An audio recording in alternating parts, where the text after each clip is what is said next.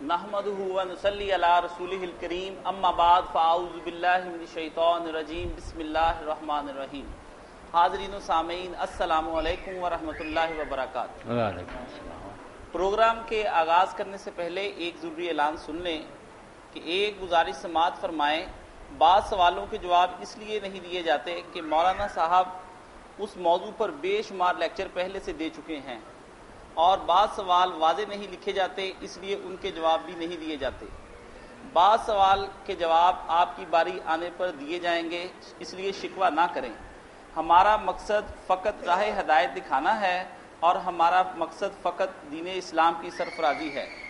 فضائل علی، تراویح، خلافت و ملوکیت، اتحاد بین المسلمین، معمولی فقہی اختلافی مسائل مثلا رفع الیدین، آمین، فاتح خلف الامام، حاضر ناظر، علم غیب، نور بشر، یہ سب سوال بار بار ہوئے ہیں اور بار بار اس کے جواب شافی طور پر دے دیے گئے ہیں۔ آئندہ ایسے سوال کیے جائیں گے تو ان کا کوئی جواب نہیں دیا جائے گا الا کہ کوئی نئی صورت اس کی سامنے ہو۔ اس لیے جو حضرات بار بار ان مسائل کو پوچھتے ہیں ان سے التماس ہے کہ وہ پرانی سیڈیز یا پرانے سوال و جواب کی نشست وہ سن لیں، اس میں ان کو اپنے جوابات مل جائیں گے۔ اب قرآن فہمی، فہم حدیث، اہم فقہی مسائل، جدید سوالات، اصلاحی مسائل، تزکیہ نفس، رد الہاد و زندیقیت کے بارے میں سوال کیے گئے سوالوں کو بہت زیادہ سراہا جائے گا اور جواب دینے میں خوشی محسوس کی جائے گی۔ مولانا صاحب کے بارے میں تعریفی کلمات کا حد درجہ شکریہ ہے۔ ان کی اور ان کی ٹیم کی صحت و سلامتی کے لیے دعا کرتے رہیں۔ اللہ تعالی ہماری کوششوں کو قبول و منظور فرمائے اور ہمارے لیے اسے ذخیرہ آخرت بنا دے۔ آمین ثم آمین۔ مولانا صاحب، ہمیں ایک سوال آج موصول ہوا ہے۔ رضوان صاحب انگلینڈ سے پوچھتے ہیں کہ کیا یہ بات درست ہے کہ اگر 5 لاکھ سے کم لوگ حج کرنے آئیں تو اللہ پاک فرشتوں کی تعداد پوری کر کے وہاں اسے بھیج دیتے ہیں؟ ہر معاملے میں لوگوں نے نا اپنی طرف سے بہت سی باتیں کر لی ہیں جن کا کوئی ثبوت نہیں۔ یہ جو ہے نا تعداد پوری کرنے کے لیے اللہ فرشتے بھیجے، فرشتے تو وہاں ہر وقت رہتے ہی، بیت اللہ شریف میں حاضر ہیں، وہ خدام ہیں بیت اللہ کے، مگر یہ حاجیوں کی جو ہے نا کہ اتنی تعداد ضروری ہے، اور اگر نہ پوری ہو تو فرشتے بھیجے جاتے ہیں، کچھ نہیں، افسانہ ہے۔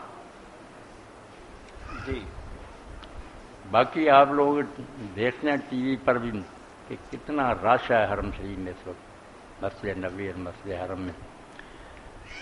تو اس موقع پر حضرت عمر رضی اللہ عنہ کی دعا میں تو دہراتا ہی رہتا ہوں، یہاں بیٹھا بھی، کہ آپ نے جب دیکھا کہ لوگ حج پر آ رہے ہیں عمرہ، تو دعا کی اللہ مزد بیتک ھذا تشریفا و تعظیما و تکریما و محابا وزد من شرفہ و کرمہ ممن حجہ و اعتمرہ تشریفا و تعظیما و تکریما و برا۔ اے اللہ اپنے اس گھر کی شان اور بڑھا اور اس کا رعب دلوں میں اور جما، اور جو اس کی تعظیم بجا لا رہے ہیں حج اور عمرے والے، ان کا بھی مرتبہ بہت اونچا اور اعلیٰ کر۔ اس لیے جتنی وہاں رونق، کوئی لوگ تنگ پڑ جائے، رش بہت ہو گیا، بھائی رش پر خوش ہو کہ اللہ کے گھر میں رونق ہے، تم کیوں چاہتے ہو کہ وہاں اجاڑو اور تم ہی اکیلے وہاں ٹہلتے پھرو؟ نہ، رش میں خوش ہو جاؤ، کوئی برا نہ مناؤ، جتنا وہاں رش ہے سبحان اللہ کا گھر جو ہے نا وہاں رش ہی ہونا چاہیے۔ عمر رؤوف صاحب انگلینڈ سے پوچھتے ہیں، جب اللہ تعالیٰ کا انعام ہے حضرت ابراہیم علیہ السلام پر دیکھتے ہیں کہ جب وہ باپ اور بیٹا یہ بنا رہے تھے جنگل، یہاں پرندہ بھی بیٹا کوئی نہیں آتا تھا، پانی نہیں تھا، آبادی نہیں، تو گھر بناتے وقت جب اللہ تعالیٰ نے کہا کہ تم بنا دو اور اعلان کر دو کہ حج کے لیے لوگ آئیں، وہاں جو وعدہ فرمایا وہ سچا ہوتا ہوا ہم اپنی آنکھوں سے دیکھیں۔ یا تو کرے جان، پیدل لوگ الگ آئیں گے، ولا کل ضامر یاتین من کل فج عمیق، اور ایسی اونٹنیوں پر آئیں گے جو دور دراز سے سفر کرنے کی وجہ سے دبلی ہو جائیں، پتلی ہو جائیں گی، من فج عمیق، اور اتنی مخلوق آئے گی کہ راستے گہرے ہو جائیں گے، اتنے قافلے آئیں گے۔ تو دیکھ ہی رہے ہوائی جہاز الگ لے کر آ رہے ہیں، سمندر تک کی سطح پر اور دریا تیر رہے ہیں جہاز، قافلے بسوں کے الگ ہیں، تو وہاں کی رونق جو ہے اس سے خوش ہونا چاہیے۔ گلیڈسٹون برطانیہ کا ایک وزیر اعظم ہوا، کافر کتنے ناراض ہیں کعبے سے اندازہ کریں، وہ پارلیمنٹ میں کھڑا تھا، تو گلیڈسٹون نے کہا جب تک 2 چیزیں دنیا میں ہیں، ایک کتاب تھی اس کے ہاتھ میں کہ یہ قرآن، اور دوسرا اس نے انگلی اٹھا کر کہا کہ مشرق میں ایک مکان ہے جسے کعبہ کہتے ہیں۔ جب تک مسلمان ان 2 چیزوں کو نہیں نہ چھوڑتے تو میں نے کافر نہیں بنا. یہ عیسائی نہیں ہو سکتے. جتنے جی چاہے مشن دنیا میں بھیج لو. کعبہ سے تعلق اور قرآن سے محبت, یہ دو باتیں اس نے کہیں کہ یہ کتاب اور وہ مکان, اس نے مسلمانوں کو زندہ رکھا ہوا. اس لیے گیا گزرا مسلمان بھی جب جاتا ہے تو آخر اتنے روپے اس زمانے میں خرچ کرنا, وہاں سے اور اس کو کیا ملتا, وہ دیکھتا کہ اللہ کا گھر ہے, یہ رسول اللہ کی مسجد ہے. یہ لذت جو اسے نصیب ہوتی ہے یہ دنیاوی دولتوں کے مقابلے میں بے شمار گنا بڑا سمجھتا, اس لیے لاکھوں روپے خرچ کر کے جاتا. عمر رؤوف صاحب پوچھتے ہیں انگلینڈ سے, کیا روزہ کی نیت باب صوم من غاد نوایت من شہر رمضان ہے؟ اس کے بارے میں بتا دیں. یہ نیت جو لکھ دیتے ہیں نا اشتہاروں پر باب صوم غد, بالکل جعلی ہے. نہ یہ قرآن ہے, نہ حدیث ہے, نہ علماء امت کا کچھ نہیں, بناوٹی بات. اور نیت کے بارے میں آپ تسلی کر لیں, آج سے یہ مسئلہ ذہن میں, کسی شے کی نیت زبان سے کرنا, حتیٰ کہ نماز کے لیے بھی میں نے نیت کی اس نماز کی زور پڑھی 4, بالکل بدعت, یہ جرم شمار ہوتا. امام ابن تیمیہ کہتے ہیں حاکم شرع توبہ کرائے, یہ نیت جو کرتے ہیں زور پڑھنا سر بعض آنے ٹھیک ہے ورنہ کوڑے لگوائے کہ کس دین سے تم نے نیت. اور نیت بھائی دل کا کام ہے, کچھ کام دل کے ہیں, کچھ زبان کے ہیں, کچھ ہاتھ پاؤں کے. کسی کام کے کرنے کے لیے جب ارادہ ہو جائے اس کو عربی زبان میں نیت کہتے ہیں. آپ کا ارادہ ہو گیا کہ بیٹھ کر باتیں سنیں, بس یہ نیت ہے. اب بیٹھ کر کہتے ہیں نیت کی ہم نے, اس کے ایک پونا گھنٹہ بیٹھنا, مولوی صاحب کی باتیں, کوئی کرنے والی بات. کھانا کھانے کا ارادہ ہو گیا, آپ اس کو ارادہ کہہ رہے, نیت کہہ رہے, تو نیت قلب کا فعل ہے. اس لیے جب ایک آدمی نے ارادہ کر لیا کہ میں زور پڑھنے لگا, نیت ہوگی, وہ کام ختم ہو گیا, وہ زبان سے کہنے کی نہیں. اور اسی لیے جو پڑھتے ہیں نا یہ نیچے, پھر خود سمجھتے بےہودہ ہی ہے, کہتے ہیں اگر پڑھنے زور لگا تھا نکل گیا, میں اثر پڑھنے لگا, تو کہتے ہیں اثر نہیں ہوئی, زور ہی رہی, تو فائدہ کیا ہوا پھر. جو دل میں بات ہے وہی ہے کہ جو آپ کرنا چاہتے ہیں اس کا ارادہ ہو گیا, بس نیت نہ زبان سے کریں, بالکل روزے کی نہیں, حج کی نہیں, کسی شے کی زبان سے نہیں کریں. باقی جو آگے نا کام کے ارادہ ہو گیا, اب شروع کرو بسم اللہ کا, اللہ اکبر, وہ طریقہ ٹھیک ہے. تو 3 چیزیں ہیں بیٹا, قلب ہے اس کا کام نیت ارادہ کرنا, زبان ہے وہ پھر وہ کلمہ پڑھتی ہے جیسے شروع ہوتا. حج کے لیے آدمی نے تیاری کر لی, لباس پہن لیا, یہ نیت وہ تیار ہو گیا. جب اس نے پھر زبان سے کہا جیسے نماز اللہ اکبر سے, وہاں آپ نے کہہ دیا لبیک اللہم لبیک, اب آپ حالت احرام میں آ گئے, پابندیاں لگ گئی آپ. جی, آج کل خواتین عیدگاہ کو جاتے ہوئے خوب بن ٹھن کر جاتی ہیں اور پردہ بھی نہیں کرتی, جبکہ شریعت کا صحیح حکم تو یہ ہے کہ خواتین کو زبردستی عیدگاہ لے جایا جائے. آپ اس کے بارے میں بتائیں کہ موجودہ فتنے کا حل کیا ہے؟ یہی تو بیٹا مصیبت تھی جو حضرت عائشہ صدیقہ رضی اللہ تعالیٰ نے دیکھی کہ حضرت معاویہ رضی اللہ کے زمانہ میں آخر میں جا کر انہوں نے دیکھا کہ عورتیں جو ہے نا وہ غلط حرکتیں کرنے لگیں. تو اس وقت آپ نے فرمایا کہ اگر رسول اللہ ان کا یہ لچھن دیکھ لیتے, جو حرکتیں انہوں نے شروع کر دیں, تو مسجدوں میں آنا ان کا روک دیں. یہ اس وقت منموم نے کہا کہ داخلہ بند کر, یہ آنا تھا ان کا. جب حکم تھا والی اخرجنا وہنا تھا فی الحال, عید کے لیے جانا چاہتی ہیں تو نکلیں اس حال میں کہ میری کو چلی ہو, نہ بڑکیلا لباس, نہ خوشبو, نہ. اگر یہ ہے کہ فیشن دکھانا تو پھر تو بجائے نیکی کے گناہ. میں مکہ شریف میں ایک ہوٹل میں ٹھہرا تھا, وہاں پھر کتاب سے وغیرہ رکھ دیتے ہیں کہ لوگ پڑھیں. ایک عالم دین کا اس نے لکھا, میری بہنوں خدا کے لیے نہ اپنے حج اور عمرے برباد کرو نہ حاجیوں کی طرح. کیوں حرم میں اس طرح تم آتی ہو کہ وہ بیچارے جب تم نہیں ان کی نظر پڑتی ہے وہ کمانے کے بجائے تباہ کر کے جاتے ہیں اپنا سب. جی, مولانا صاحب سعود احمد پوچھتے ہیں کیا درجہ ذیل جملے کہنا قرآن و سنت اور طرز سلف صالحین سے ثابت ہیں؟ مثلا ہمارے لیے اللہ اور اللہ کا رسول کافی ہیں, ہم اللہ اور اللہ کے رسول کی پناہ میں آتے ہیں, ہم اللہ اور اللہ کے رسول کی توبہ کرتے ہیں, اور اسی طرح کے الفاظ. ان الفاظ کی دین میں کیا حیثیت ہے؟ اگر جائز نہیں تو کس درجہ ناجائز ہے, یعنی شرک یا بدعت تو نہیں؟ پہلے دونوں جو ہے نا وہ پڑھو نا. ہمارے لیے اللہ اور اللہ کا رسول کافی ہیں, ہم اللہ اور اللہ کے رسول کی پناہ میں آتے ہیں. نہیں, یہ نہیں ٹھیک. پناہ بھی صرف اللہ کی ہے. جی, اور اس اور کافی بھی اللہ, حسب اللہ. جی, اور ہم اللہ اور اللہ کے رسول کی توبہ کرتے ہیں, سے توبہ طلب کرتے, لکھنا چاہیے تھا لیکن وہ نہیں. اللہ رسول سے توبہ بات نہیں کھول کر, اگر تو ہے کہ ہم اللہ سے بھی معافی مانگتے ہیں, رسول اللہ بھی ہمیں معاف کریں, تو یہ بات بھی غلط ہے، معافی کرنا میں یغفر الذنوب الا اللہ، گناہ تو صرف اللہ بخشتا، یہ بھی نہیں ٹھیک۔ اور اگر اللہ رسول کی طرف توبہ کا مطلب یہ ہے کہ ہم جو اللہ کے نافرمان سے اس سے بھی باز آ گئے، جو رسول اللہ کی سنت کی مخالفت کر رہے وہ بھی چھوڑ دی، یہ اللہ رسول کی طرف توبہ، توبہ لوٹ آنے کو کہتے ہیں نا، کہ سنت کی طرف لوٹ آئے، ادھر توحید کی طرف لوٹ، پھر ٹھیک ہے، پھر فکرہ درست ہے۔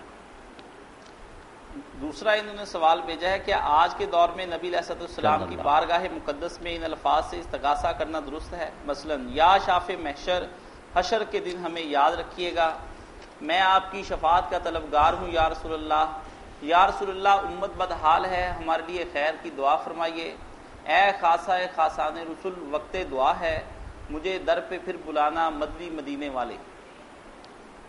کچھ باتیں تو بیٹا ایسی ہوتی ہیں کہ وہ بظاہر خطاب ہی ہوتا ہے، جیسے باتیں کریں مگر مقصد باتیں کرنا نہیں ہوتا، اپنے دل کے جو جذبات ہیں ان کا اظہار ہوتا ہے۔ جیسے میری ماں فوت ہو گئی ہے، کتنی عمر میں کوئی مصیبت، ہائے ماں کہتا ہوں تو ماں نے کیا سنا یہ، مگر وہ اپنے اندر کا بخار نکال۔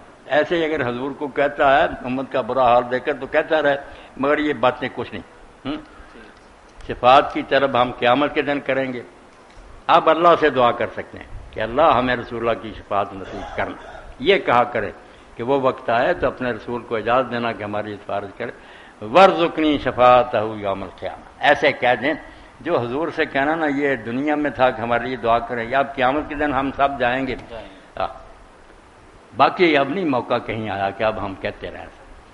مولانا صاحب کیا غیر مسلم کو آب زمزم اور کھجوریں دینا مکہ سے لائی ہوئی جائز ہے؟ جائز ہے، جائز، بالکل جائز، اس میں امتیاز نہیں کرنا چاہیے، بلکہ ان کے ساتھ بہت اچھا سلوک کریں، تعریف قلب کریں، شاید ان کے دل نرم ہو جائیں کہ مسلمان بڑے اچھے ہیں۔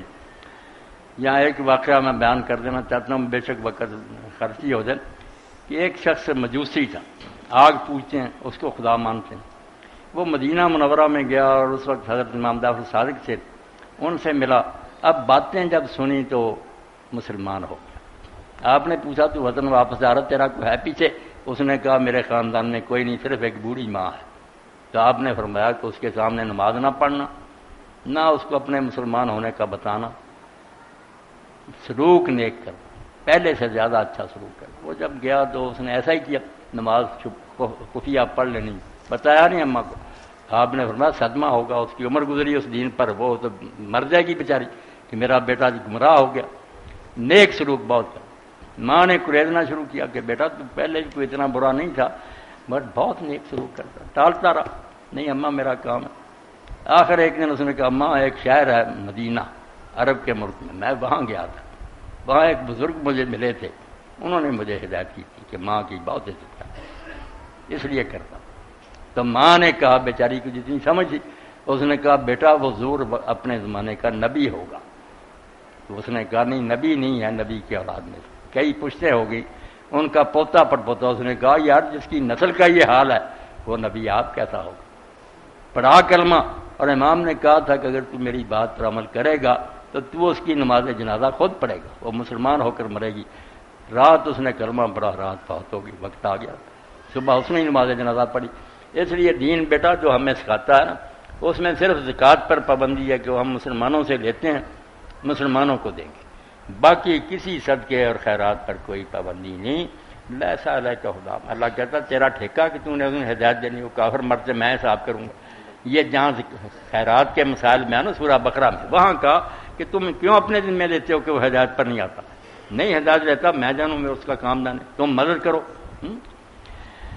جس دین میں بیٹا یہ حال ہوا، اب ہمارا حال تو بھائی بھائی کا گلا کاٹ رہا کہ ایک بدکار عورت نے جنگل میں سفر کر رہی تھی، وہ پیاس نے بہت ستایا، کنویں پر گئی، وہاں نہ کوئی ڈول تھا نہ چرخی تھی، کوئی نہیں تھا، تو نیچے اتری، ایک ایک جگہ خالی تھی، اس میں پاؤں رکھ دی تھی، پوڈے کہتے میں، جا کر پانی پیا۔ اب جب وہ باہر آئی تو اس نے دیکھا کہ کتا تھا، پیاس سے اس کی زبان باہر تھی اور وہ گیلی مٹی چاٹ رہا تھا۔ اس عورت نے سوچا کہ میری جان پر کیا بنی ہوئی تھی، اس جانور کا کیا حال ہے۔ اس نے پھر اپنے پاؤں سے جوتا اتارا، اپنے دوپٹے میں باندھا، اس طرح ڈبو کر نکالتی رہی، اس کو پلایا، کتا سے رہا ہو کر چلا گیا۔ تو خبردار پیغمبر حال ہے مرد کہ داور گناہ نے رسول نے خبر دی کہ اللہ نے اس آدمی کے گناہوں کو معاف کر.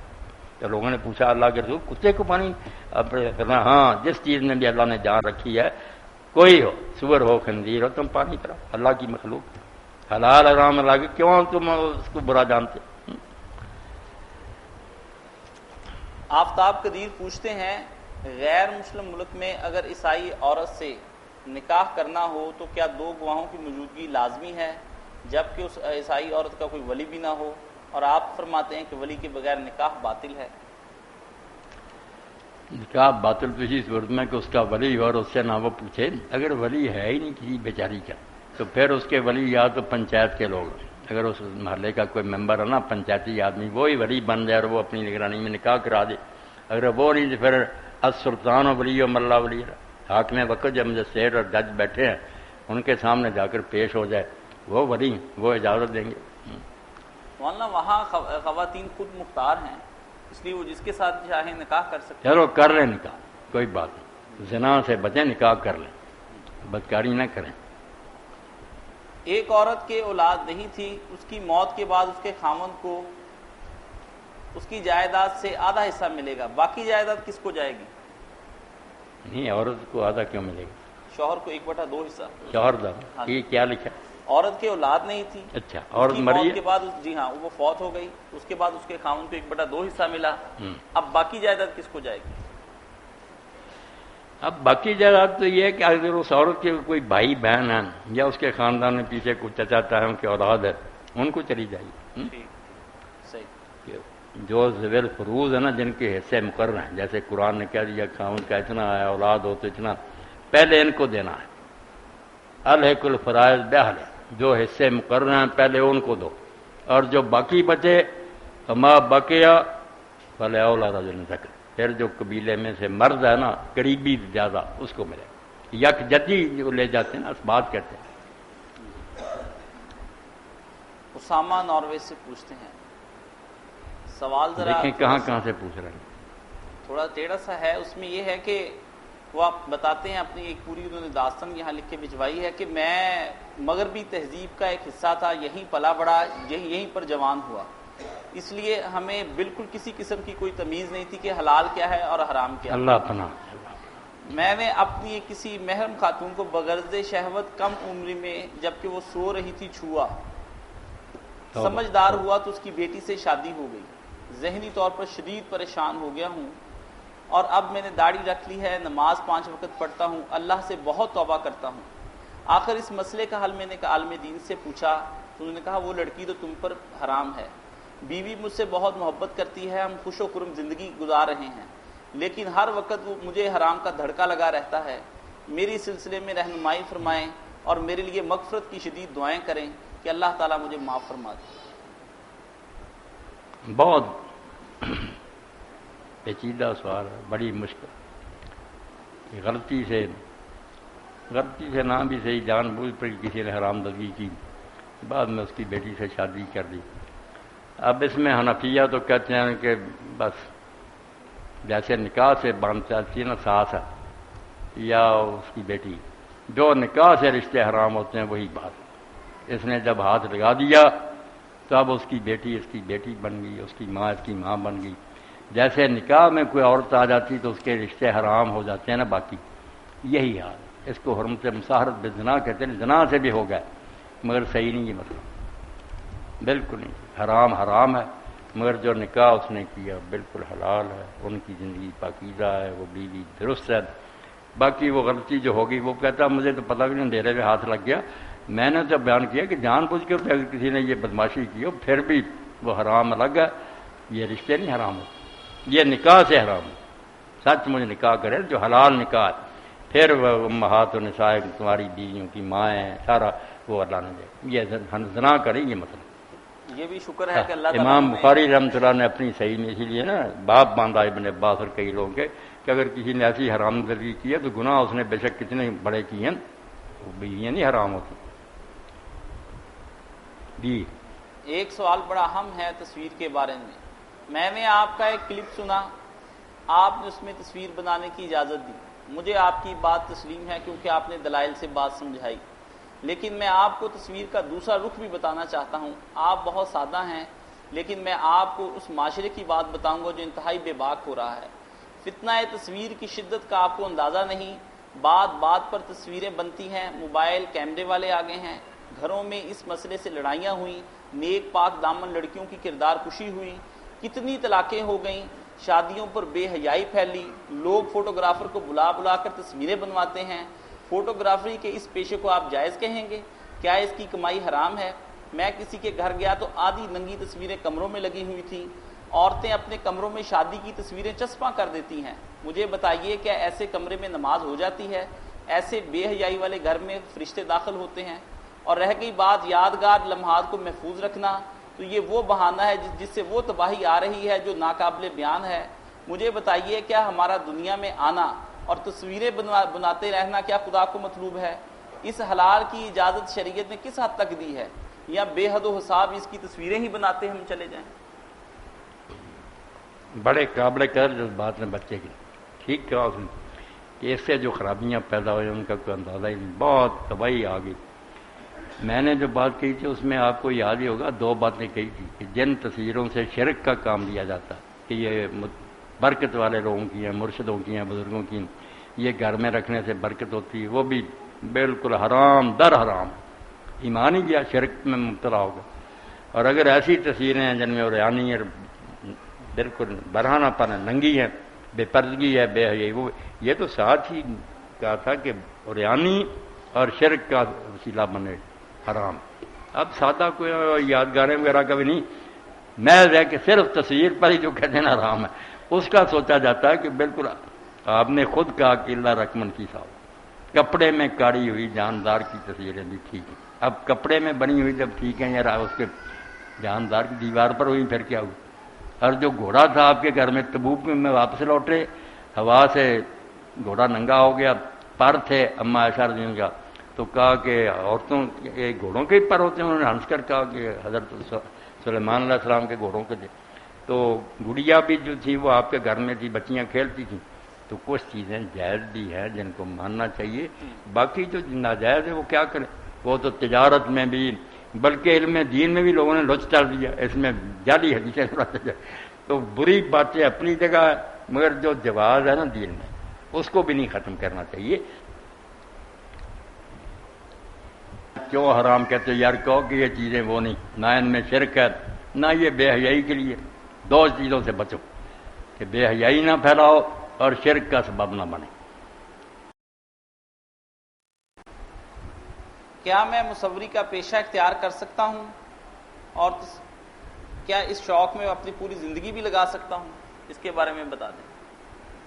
وہ تو بات ختم ہوئے، کرنے کے لیے اور کام تھوڑے ہیں، زندگی بہت تھوڑی سی ہے. اس کو کسی کام میں لگائیں، دین کی کوئی خدمت کریں، دنیا کا کوئی اچھا کام. یہ مصوری پیشہ بنا لینا کوئی ناچ گانے کی طرح یہ کوئی دھندا تو نہیں، بہت بڑی بات. جی میں جب آپ پنجابی لوگوں کے سامنے ایک فکرہ بولتا ہوں تو پھر کئی لوگ بڑے متاثر ہوتے ہیں اور اپنے دفتروں میں جا کر سناتے ہیں. ہمارا حال سب کا یہ ہے کہ امب وڈ کے اکانوں واڑ دینا، پچھوتائیں گا وقت وہاں جانا. جو وقت ہم گزار رہے ہیں نا، عام قیمتی پودا پھلدار، اس کو کوئی بیوقوف کاٹے برباد کرے، اور اک نکما پودا بدبودار اور بالکل کڑوا اس کے گرد بار کرے کہ ایک اک کو بچانا. تو کہتے ہیں تو انسان بیوقوف، جو چیز بچانی تھی آخرت اور ایمان اس کو برباد کر رہا، اور جو فنا ہونے والی ہے اس کو سنوار رہا. اک وڈ کے امب وڈ کے اکانوں واڑ دینا ہے، پچھوتائیں گا وقت وہاں. جب وقت گزر جائے گا یوم الحسرت ہی آئے گا نا، پھر ہاتھ کاٹے گا اور کہے گا کیا کرتا رہا. اس لیے مصوریوں وغیرہ سے کیا لینا یار. وہ وقت کچھ نفل پڑھیں، کچھ قرآن کی تلاوت کریں، علم دین کا مطالعہ کریں، آگے پھیلائیں. بہت تھوڑا وقت ہے. جی ہیرا ظفر پوچھتی ہیں، کہتی ہیں کہ بس آج کی بات جو ہے نا اس میں موت بھی حضرت علی، ہائے نادانی وقت موت یہ ثابت ہوا، ہائے نادانی وقت موت یہ ثابت ہوا. خواب تھا جو کچھ کے دیکھا، جو سنا افسانہ. مرنے کا وقت پتہ ہے کہاں ہے وہ محل، کہاں ہیں گاڑیاں میں. خواب تھا جو کچھ دیکھے، جس طرح خواب میں دیکھا جاگ آئی وہاں کچھ بھی. جب آنکھیں کھلیں گی نا، موت اصل میں آنکھیں کھلتی ہیں نا، پھر پتہ چلتا کہ جن کھلونے میں لگا ہوا تھا ہائے نادانی وقت موت یہ ثابت ہوا، خواب تھا جو کچھ کے دیکھا جو سنا افسانہ، کام کریں کچھ جو کرنے کا۔ حضرت ابو موسیٰ اشعری کی روایت بیٹا یہ سب لوگوں تک پہنچنی چاہیے، ہمیں بھی اپنے دلوں پر لکھنی چاہیے کہ جو دنیا سے محبت کرے گا وہ اپنی آخرت کو نقصان پہنچائے گا، جو آخرت سے محبت کرے گا دنیا کا ضرور کچھ نقصان ہوگا، دوسروں جیسی نہیں حرام کمائی کر سکے گا۔ فآثروا ما یبقی علی ما یفنی، جو فنا ہو جانے والی ہے یہ ہاتھ سے جاتی ہے تو جانے دے، جو ہمیشہ رہنے والی ہے اس کو بچانے کی فکر کر۔ مولانا صاحب آج کل بہت سی نعتیں ایسی ہیں جو پرسوز ہوتی ہیں، ہم انہیں سنتے ہیں، لیکن بعض نعتیں ایسی ہیں جو انڈین طرز پر ہیں، دف بجائی جاتی ہے، اس کے ساتھ موسیقی ہوتی ہے۔ آپ مجھے بتائیں کہ ایسی نعتیں سننا بھی جائز ہے یا نہیں؟ نہیں، کوئی جائز نہیں۔ یہ جو کہتے ہیں نا اولاد موسیقی یہ ٹھیک ہے، اور حوالہ دیتے ہیں کہ بچیوں نے دف بجائی تھی جب حضور ہجرت کر کے آئے، یہ روایت خود ہی بیٹا بے بنیاد، کوئی بچیوں نے دف نہیں بجائی، نہ کوئی کہانی، کتابوں میں خواہ مخواہ لکھتے جاتے ہیں کوئی دف نہیں بجائی، یہ دفیں وغیرہ کوئی چیز نہیں۔ دف کی اجازت اسلام میں صرف دو موقعوں پر، ایک شادی کہ بچیاں اگر ڈھولکی بجا لیں کہ مشہوری ہو جائے کہ شادی ہو رہی، یا دوسرا عید کا دن، یہ چھوٹی بچیوں کے لیے جو ہے یا جو نہیں بچیاں اگر اتنا کر لیں یہ سوئی کے ناکے جنتی، باقی لفنگ پونے کی کوئی اجازت نہیں، نہ یہ نعتوں کے ساتھ کوئی اس کا جوڑ ہے۔ ہیرا ظفر پوچھتی ہیں کہ آپ نے ایک لیکچر میں فرمایا حاملہ عورت روزہ چھوڑ سکتی ہے، مگر میں نے دوران حمل روزے رکھے، مجھے عام دنوں کے حمل کے دنوں کی نسبت وہ روزے بہت آسان معلوم ہوئے، اس وقت مجھے میرے ڈاکٹر نے اجازت بھی دے رکھی تھی، مجھے صرف یہ وضاحت درکار ہے کہ ایسی حالت کے رکھے گئے روزے قبول ہیں یا فدیہ دوں؟ نہیں، وہ روزے جو آپ نے بچہ رکھے وہ ٹھیک ہے، بڑی بہادری آپ کی کہ روزوں نے آپ کو کوئی نقصان نہیں پہنچایا، تو بہت اچھا ہو گیا۔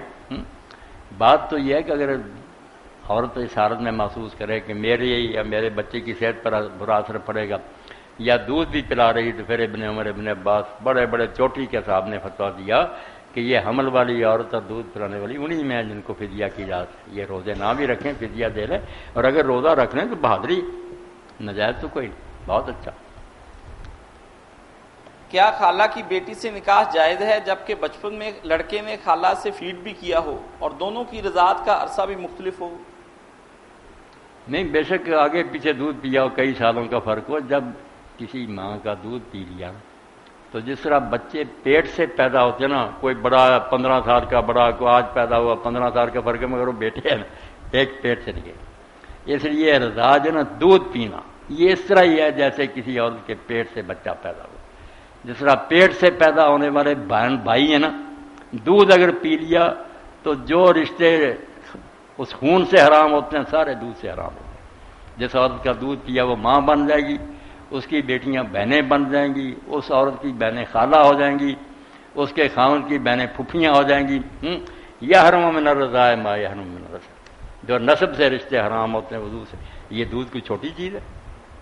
جی ہاں، پینا جو ہے نا، کئی لوگ تو کہتے ہیں اتنا بھی پی لیا جس سے روزہ ٹوٹ جاتا ہے ایک آدھ قطرہ، نہیں، مسئلہ اس میں بھی جو ہے نا کہ خمسہ رضا جو حدیث پاک میں حد آئی نا، 5 مرتبہ بھوکا ہو نا، اب پیا، پھر کسی وقت بھوکا ہو پھر پلایا، 5 مرتبہ پلایا، پھر وہ بچہ بیٹا بنتا ہے اس پر، جی جو صحیح ہے نا اور حدیث کے مطابق یہ۔ جنید اقبال صاحب پوچھتے ہیں کہ مرزائیوں کی طرح ایک اور فرقہ مذہب نیا بہائی ہے، وہ کہتے ہیں قرآن پاک میں خاتم النبیین کے لفظ ہیں، خاتم الرسل کے نہیں، اس لیے بہاؤلہ رسول ہیں، آپ کیا فرماتے ہیں؟ من حرامی حجت ہے، جب نبی جو چھوٹا مرتبہ رسول نبیوں میں سے جو اگلے سٹیج پر ہے نا، نبی وہ ہوتا ہے، نبی نہ رسول کہاں سے ہونا، اس لیے رسول جو ہے نا وہ کوئی الگ بات نہیں، نبی ہے مگر نبی سے اس کا درجہ اپ ہے، اس لیے وہ نبی ہوتا ہے۔ جب کہہ دیا، اگر کہا جاتا ہے نا کہ رسول اللہ خاتم ہے رسولوں کے، تو بڑی گنجائش نکلتی کہ شریعت والے صرف بند ہیں، عام نبی آ رہا ہے، مگر جب کہہ دیا نبیوں کا سلسلہ ہی بند ہے، رسول ہیں وہ نبی عام ہیں سب بند، اسی لیے حدیث پاک میں آپ نے فرمایا میں جب سے آ گیا میرے ذریعے ان رسالت و نبوت کے دن کا تھا، رسالت بھی اور نبوت ان کا سلسلہ بند ہو گیا. فلا رسول بعدی ولا نبی، میرے بعد نہ کوئی رسول ہے نہ کوئی نبی. مولانا صاحب بلال خالد صاحب انگلینڈ سے پوچھتے ہیں، مولانا صاحب آج کل میں نے دین کا مطالعہ کرنا شروع کیا، ماشاءاللہ، تو صحیح بخاری شریف پڑھتے ہوئے یہ انتہائی حیرت ہوئی کہ نبی کریم صلی اللہ علیہ وسلم نے کچھ لوگوں کو اونٹوں کے پیشاب پینے کی ہدایت کی. مجھے پڑھ کر حیرانی ہوئی، اور بعض غیر مسلموں نے پڑھی تو ناک میں دم کر دیا. یہاں پر میں نے علماء سے اس کے بارے میں پوچھا کہ آپ برائے مہربانی اس بارے میں وضاحت فرمائیں، تو دو گروہ سامنے آئے. ایک کے نزدیک یہ حدیث غلط ہے چاہے صحیح بخاری پہ ہیں، دوسرے کہتے ہیں کہ یہ حدیث صحیح ہے. آپ کی رائے درکار ہے، یہ عجیب حدیث ہے، کچھ ایسا جواب دیں کہ عقل مطمئن ہو جائے اور غیر مسلم خاموش ہو جائیں. غیر مسلموں کو آپ کیا خاموش کرنا چاہتے ہیں؟ یہ برطانیہ کا وزیر اعظم تھا، عیسائی تھا یہ کون؟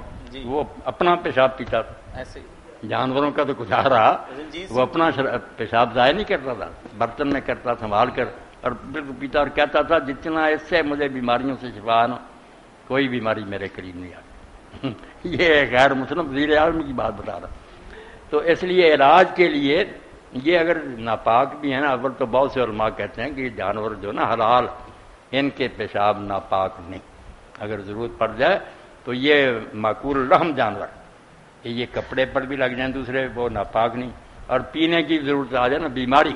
اب حال یہ تھا کہ وہ مدینہ میں آ کر ٹھہرے، پیٹ اتنے بڑے بڑے ہو گئے، ان کو بیماری ہوگی، اور اس کا علاج یہی تھا کہ یہ جو ہے نا ان کے پیٹ اتنے بڑھ گئے کہ اونٹوں کا دودھ اور پیشاب پئیں. عرب جانتے تھے، عرب بھی لوگوں نے مجھے بتایا جو سعودیہ میں رہتے ہیں کہ جب لوگوں کو پتہ چلتا نا کہ جنگل میں کوئی اونٹنی یا بچہ جانے لگی تو دوڑ جاتے ہیں کاروں پر اور جا کر اس کا پیشاب جو پہلا ہوتا نا سنبھال لیتے، اور اتنا مفید ہوتا کہ اس کا اندازہ ہی کوئی نہیں، اتنی بیماریوں کا علاج.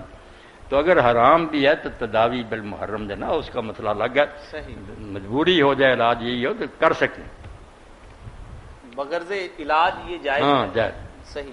بالکل نہ کہیں کہ ٹھیک نہیں، ٹھیک ہے. یہ جنید عامر صاحب پوچھتے ہیں کہ دوران نماز باہر سے کوئی صاحب آئے اور سلام کہے تو ایسی صورت میں نمازی کیا کرے؟ سلام کا جواب دے، چپ رہے، کیا کرے؟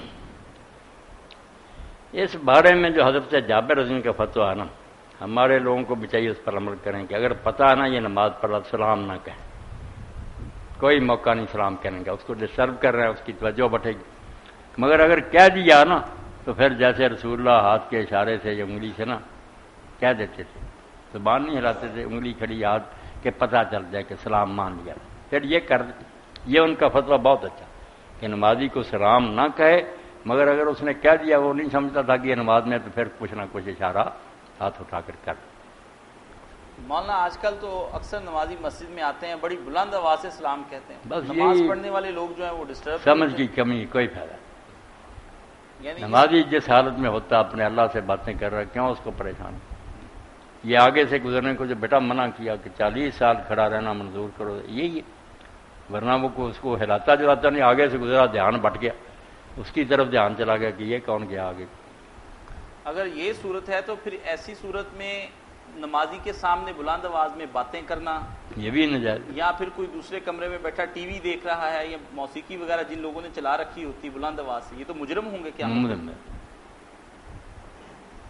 یہ تو مولانا مرزا خان بریلوی مرحوم نے اپنے کتاب میں لکھا، جب پوچھا نا ذکر کرتے ہوئے انہوں نے کہا توبہ توبہ، اس کے پاس تو نمازی کے نہ قرآن اونچی پڑھنا نہ کوئی، سب حرام اور ناجائز ہے، نماز خراب کرتے اس کی. بس لوگ کسی مسلک پر نہیں رہتے، اپنی مرضی کے کام کرتے. فہد احمد خان پوچھتے ہیں قرآن کریم کی ایک سورہ نساء کے اندر 88ویں آیت کہ جسے اللہ گمراہ کرے اسے کوئی ہدایت نہیں دے سکتا، اللہ بھی کبھی کسی کو گمراہ کرتا ہے؟ آپ ایک بات سمجھ لیں، یہ بہت کام کی ہے، کیونکہ یہ قرآن میں ایک جگہ نہیں بار بار آئے گا نا کہ اللہ جس کو دیتا ہے ہدایت دیتا ہے، جس کو چاہتا ہے یضلل. تو پھر بہت لوگ بھٹک جاتے ہیں کہ یار شیطان نے پھر کیا کرنا جب اللہ آپ یہ دھندا کرتا تھا. توبہ توبہ توبہ. آپ یہ سمجھ لیں کہ کبھی نسبت جو ہے نا وہ قانون کی ہوتی ہے کہ ایک آدمی نے ایک قانون بنا دیا، جیسے کہیں کہ حکومت نے فلاں کو پھانسی دے دی اس کے جرموں کی بنا پر. حکومت نے دی کیوں؟ حکومت کے قانون کے مطابق وہ اس کے لائق تھا. اس لیے جہاں جہاں یہ عبارت ہے نا اللہ، وہاں لکھا کرے کہ اللہ نے جو ہدایت اور گمراہی کے لیے قانون مقرر کیا کہ جو ہدایت چاہتا ہوگا یہدی الیہ من اناب، اس کو سیدھا راستہ اللہ دکھائے گا جس میں ہدایت کی طلب ہوگی۔ قانون بیان ہو گیا۔ وما یضل بالفاسق، گمراہ ہونے کے لیے انہیں اللہ چھوڑے گا جو بدکار بننا چاہتے ہیں۔ ولی ما تولى، جب وہ برا بننا چاہتا ہے اللہ کیوں راستہ روکے؟ تو یہاں اللہ کے ترجمے سے لوگوں کو غلط فہمی ہو جاتی کیا ہے، اللہ نے جو قانون مقرر کیا، اللہ کے قانون کے مطابق وہ گمراہ ہو جاتا، پھر اس کو کون ہدایت دے سکے؟ اور گمراہ وہی ہے کہ جو گمراہی کی طرف جانا چاہتا ہے، اللہ اس کا راستہ چھوڑ دیتا۔ اس لیے اضلال یہاں گمراہ کرنے کی بجائے کہا کریں کہ اللہ جس کا راستہ چھوڑ دیتا کہ دفع ہو جا۔ کئی معنی نا، ایک ہی گمراہی کا کرتے جانا خرابی۔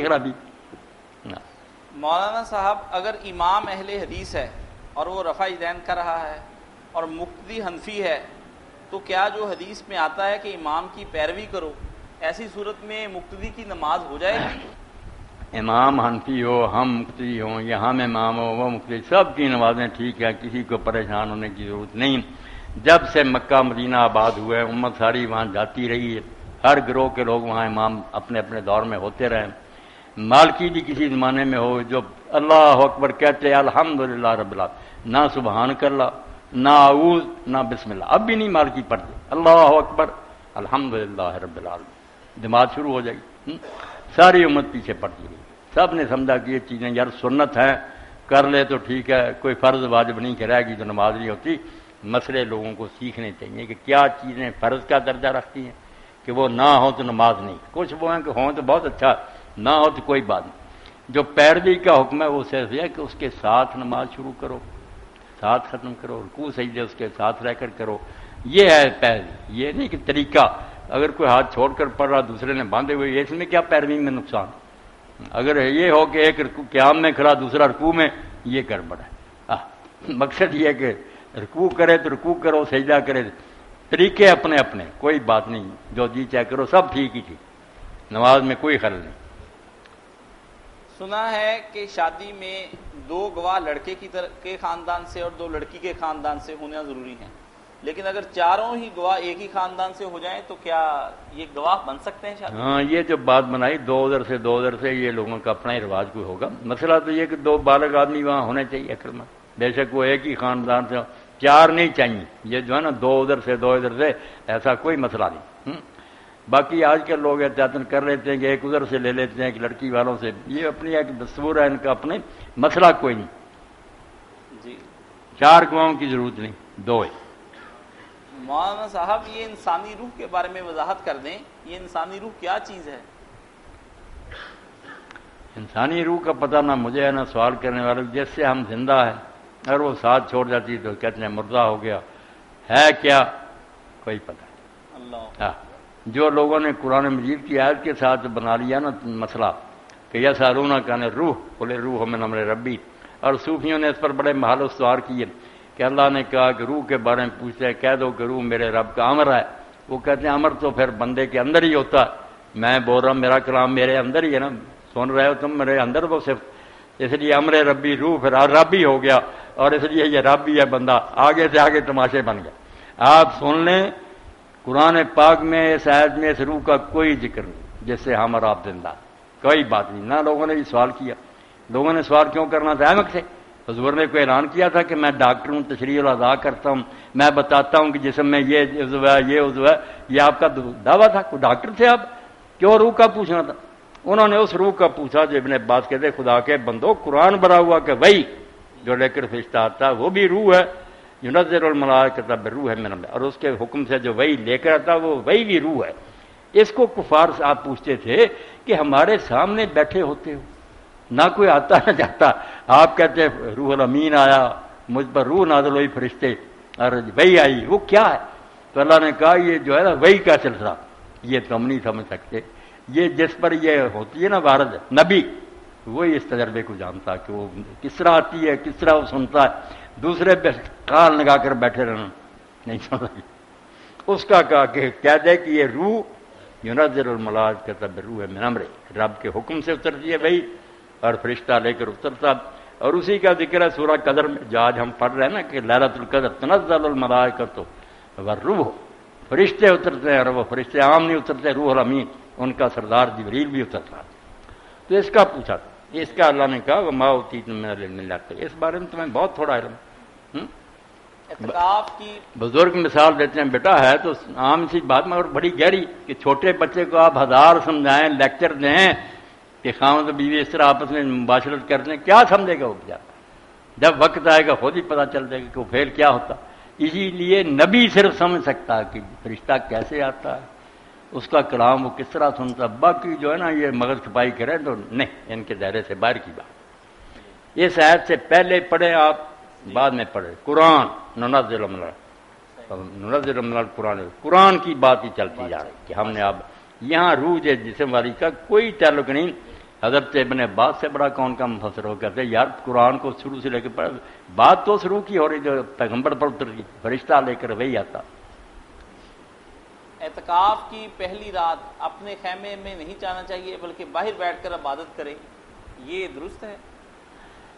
یہ لوگ بیٹا پھنس گئے کہ حدیث پاک میں آتا تھا کہ نبی کریم صلی اللہ علیہ وآلہ وسلم جب اعتکاف کا ارادہ کرتے، ایک سیکنڈ ہی پہلے نہیں، جب ارادہ کرتے تو فجر کی نماز پڑھ کر اپنی اعتکاف کی جگہ بیٹھ جاتے۔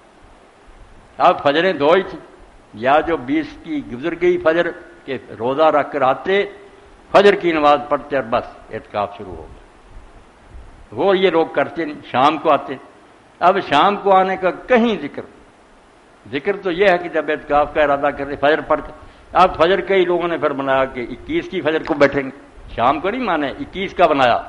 دوسرے نے کہا یار بیٹا غرق کر رہے ہو، اگر 21ویں رات ہی ليلۃ القدر ہوئی پھر کیا بنے گا؟ اس لیے علامہ سندھی نے بیٹا بخاری کے حاشیے میں کہا کہ سب جمہور کو عقل کرنی چاہیے 20 کی فجر کو بیٹھیں، تاکہ حدیث کے لفظ بھی پورے رہیں کہ فجر پڑھ کر آپ اپنے اعتکاف کی جا بیٹھ جائیں۔ یہ جو ہے نا آ کر بیٹھا رہتا اور فجر کے وقت پھر داخل ہو تو چلتے اذا ارادہ یہاں تک، جب ارادہ کرتے اعتکاف کا تو یہی کیا کہ فجر پڑھتے بیٹھتے۔ ایک حدیث میں نے ایک دعا پڑھی ہے کہ یا اللہ میری آنکھوں کو، میرے کانوں کو، جسم کو، ہر چیز کو نور سے بھر دے۔ نور سے ایک جگہ میں نے پڑھا ہے کہ اللہ نور ہے، اب اللہ نور ہے یا نور اللہ کی بنائی ہوئی شے ہے، مجھے وضاحت بتا دیں۔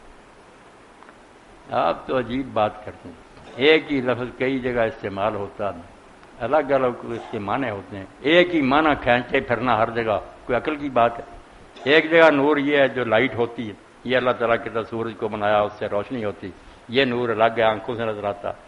کہیں اللہ فرماتا اللہ ولی الذین آمنوا یخرجہم من الظلمات الى النور، اللہ ایمان والوں کا ساتھی ہے، ان کو اندھیروں سے نکال کر روشنی ملاتا، لفظ وہاں بھی نور کا۔ اب کافر جو اندھیروں میں ان کے لوڈ شیڈنگ ہوئی ہے، ان کے تو لائٹیں زیادہ آنکھوں سے نظر آ رہی، پھر اندھیرے کیا؟ مشرک ہیں، منافق ہیں، فاسق ہیں، فاجر ہیں، بدعتی ہیں، ان اندھیروں سے نکال اللہ نور، ایمان، ہدایت، سیدھا راستہ۔ یہاں نور بیٹا جو معنوی چیزیں ہیں، روحانی اچھے عقیدے ہمارا، ان کا ذکر ہوا۔ اللہ نور السماوات کو جو اللہ کا کہا نا کہ اس طرح لائٹ ہے، وہ کافر ہو جائے گا، اللہ کوئی لائٹ نہیں، نہ اس طرح کا اللہ نور ہے۔ اللہ کا نور ہونا کیا ہے؟ نور کیا ہوتا ہے؟ اس پر ہی آج ختم کرتے ہیں۔ نور کیا کہ جب آ جاتی ہے روشنی ہر سے صاف نظر آتی ہے کہ یہ سانپ ہے، یہ رسا ہے۔ اللہ نور حادث السماوات، ابن عباس پر اللہ رحمت کرے، فرمایا اللہ ہادی ہے کہ زمین اور آسمان کی ہر شے کو جیسے نور روشنی کر کے ہر شے بتا دیتا نا، اللہ زمین و آسمان کی ہر شے کو راستہ دکھا رہا ہے کہ یہ صحیح ہے، یہ غلط ہے۔ اس کا نور ہونا ہادی کے معنی میں کہ ہر چیز، یہی موسیٰ علیہ السلام سے جب فرعون نے کہا تیرا رب کون ہے، انہوں نے کہا ربنا الذی اعطی کل شیء خلقہ فہدیٰ، میرا رب وہ ہے جس نے ہر شے کو اس کی عہد دی ہے اور پھر اس کو راستہ بتایا۔ سورج کو اپنا راستہ بتا دیا، چاند کو اپنا، ہر چیز اس کے بتائے ہوئے راستے پر دوڑ رہی ہے۔ یہ گائیڈنس جو ہے نا، یہ ہے بیٹا اللہ نور السماوات۔ اسی لیے آخر میں آتا ہے کہ جس کو اللہ یہ نور نہ دے اس کو کہیں نور نہیں ملتا، ہدایت۔ اور یہ بھی کہا کہ یہ کن گھروں میں ملتا ہے؟ جہاں اللہ کا ذکر کیا جائے، مسجدوں۔ کن بندوں کو ملتا ہے؟ جو صبح و شام اللہ کو یاد، سارا پڑھتے جائیں، ہدایت کی بات۔ یہد اللہ نور من یشاء، اپنے نور کی طرف جن کو مناسب سمجھتا ہے راستہ دکھا دے۔ تو یہاں اللہ نور السماوات میں چھٹنے درویشوں صوفیوں کی باتیں، ہادی کہ زمین آسمان کی ہر شے کو بنانے کے بعد اس کو اس کا کام سمجھا دیا، اس ہادی ہے وہ ہر شے۔ ماشاءاللہ۔ اسی کے ساتھ ہم آج کا پروگرام ختم کرتے ہیں۔ وآخر دعوانا ان الحمدللہ رب اللہ آپ سب کو خیریت سے رکھے. آپ تھوڑی دیر بیٹھ جاتے ہیں تو کچھ پلے مجھے بھی پڑتا